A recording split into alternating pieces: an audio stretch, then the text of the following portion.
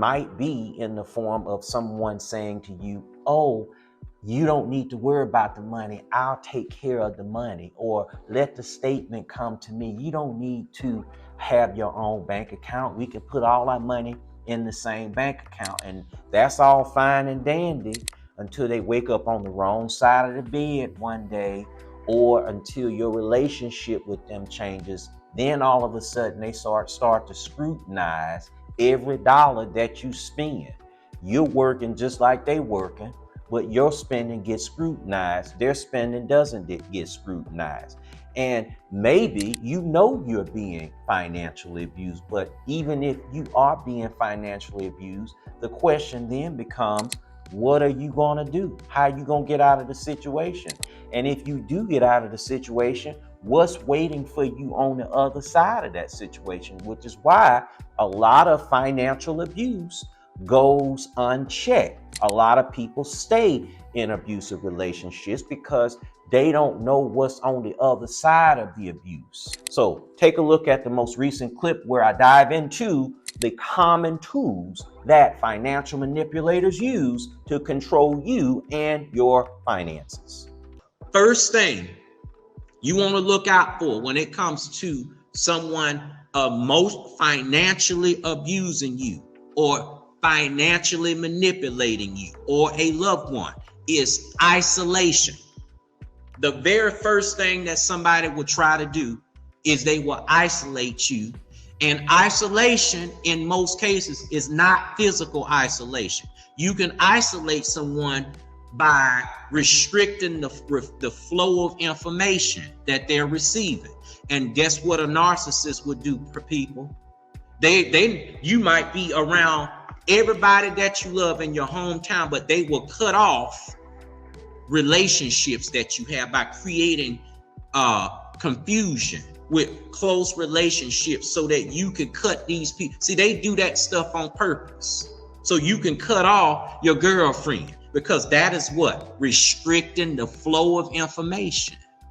See, they're cutting off and cutting out any opportunity that you might have to receive a different perspective, because that's about isolation. They're controlling the flow of essential resources. When somebody controls you being able to feed yourself, you being able to pay your light bill, being able to pay that credit card bill that they ran up in your name so that they can keep you, that's isolation. I'm just telling you like it is. A lot of people who are extremely religious, they are manipulated a lot through social proof exploitation. Groupthink. People are not, they're afraid to go against everybody in their church. Well, shit, if it's wrong, if you ain't got the money, you ain't got the money. Everybody, you sitting at a table and everybody, I got my money. I got my money. I got my money. Everybody got their money in the group meeting. But then when it's time to pay, I get back to you. See, that's that. You see what I'm saying? So the thing that you want to think about is this person forcing me to make a decision in a group? That is one of the tools of manipulation. You ever want to know, have y'all ever asked why is it that people do some of the most horrendous things in groups? Some of the most awful things that are inexcusable. When people get into groups, it's like what's called a diffusion of moral responsibility that happens. You think you're safer when you are in a group. When you're in a large crowd, you think you're safe, but your chances of being beaten to death, your chances of being mutilated and nobody knowing, ain't nobody saw nothing, and you in a room full of 500 people. Another thing that people would do is they will play on your emotions. This is very common in romantic relationships. They making you feel guilty so you can sign on this damn loan, which you know you don't want to do, but they are playing mind games with you. I'm telling you what they do. They will use your insecurities against you. They know that you've been having struggles with your weight.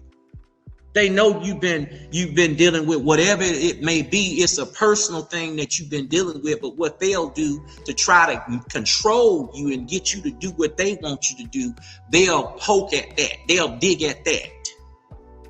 Manipulation. They gaslight you. You know, and I know, I saw you texting this other woman. I saw you text. You know what you saw, right? But what happens is you don't really want to accept the reality. So you really want them to tell you that what you saw wasn't what you thought you saw. So what happens is they gaslight you, and you start to question your own feelings. You start to doubt yourself. And see, that's what a manipulator does. They try to make you doubt yourself.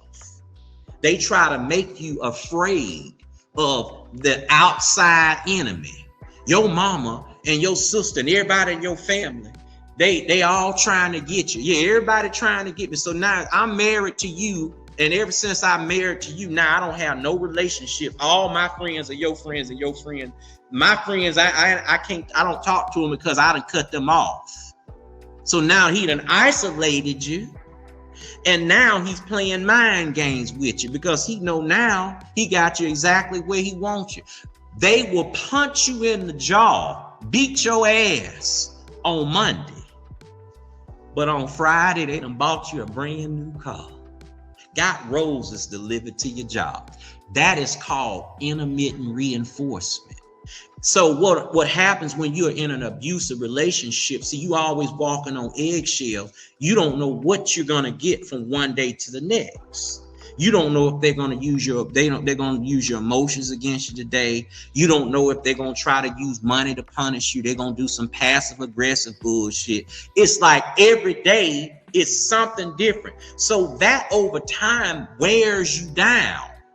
And you don't have the desire to fight them anymore. So guess what you do? You stop trying to fight and you just try to play along to get along. So yes, you should have a life insurance policy on your ex if there's a joint liability, because you're going to be 100% liable for that debt. No ifs, ands, or buts about it. So do not ever fall prey, because a lot of folks do that. They will burden you down with all of this debt and stuff because they know now you have an incentive to stay with them. They burden you down with debt, and then they try to make you completely dependent on them because it's a control thing. It ain't about love, it's about control. They're very good at putting on the show.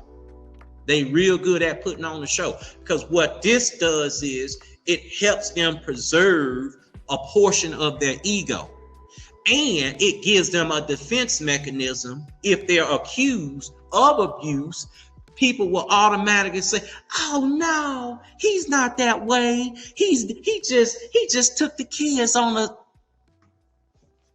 I live with the motherfucker. I know what he did. Your kid's father is not involved in their life. I know exactly what that's like because my father stopped being involved in my life and my sister's life. And it was just my mother, my sister, and I.